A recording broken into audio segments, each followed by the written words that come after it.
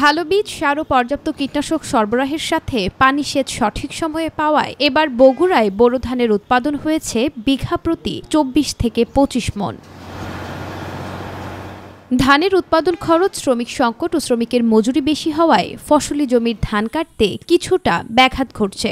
তবে বাজারে ধানের দাম ভালো থাকলে ক্ষতি কিছুটা পুষিয়ে নিতে পারবে বলে প্রত্যাশা কৃষকদের। কীটনাশক ওষুধ খুব ভালো পাওয়াতে ধানের ফসলটা উন্নত মানের ভালো আছে। এই কামলার টাকা বেশি লেগেছে কাটতে, এতে আমাকে ব্যবস্থা হচ্ছে। কিন্তু ধানের দাম অনেক কম আছে, কিন্তু কিষানের দাম বেশি। এই ধানের দাম এবার চড়া হলে তাহলে সব সুবিধা হবে। ধানের দামটা বাড়িয়ে দিলে গাছ তলায় একটু আয় হবে।